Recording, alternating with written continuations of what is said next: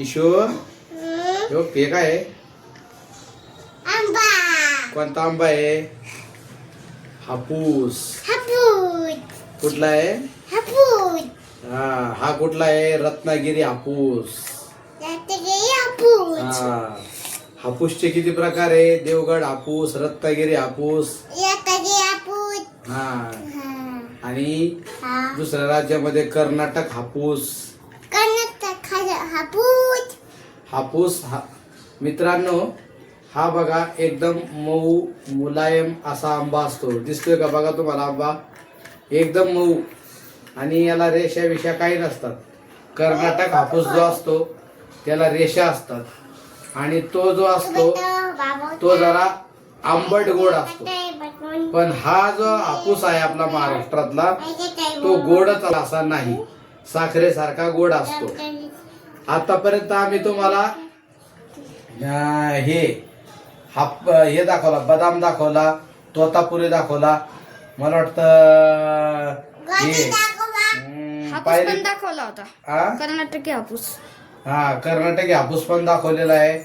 आणि असं वेगळं आता हा आंब्याचा प्रकार दाखवतो. पायरी पण दाखवला होता. पायरी पण दाखवलाय. तुम्हाला काय पसंत पडतंय का नाही तुम्ही आम्हाला काही कमेंट करत नाही, पण आमचं काम चालू आहे तुम्हाला दाखवणं एक एक गोष्ट. आणि मेन म्हणजे तर हा हापूस आंबा पोर्तुगीजांनी भारतात तयार केला.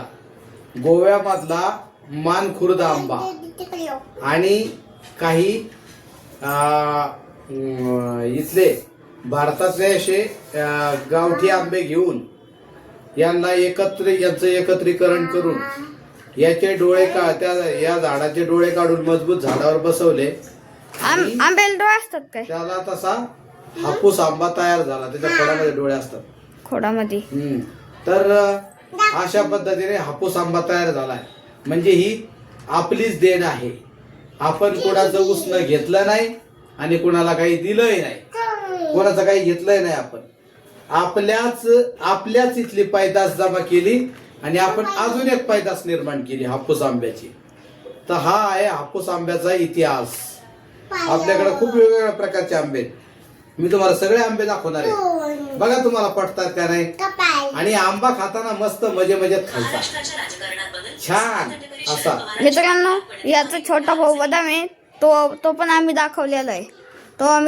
तो तुम्ही चॅनलवर जाऊन बघू शकता. तोपर्यंत tata, bye bye. Bye bye. Bye. ठेवले बाळा.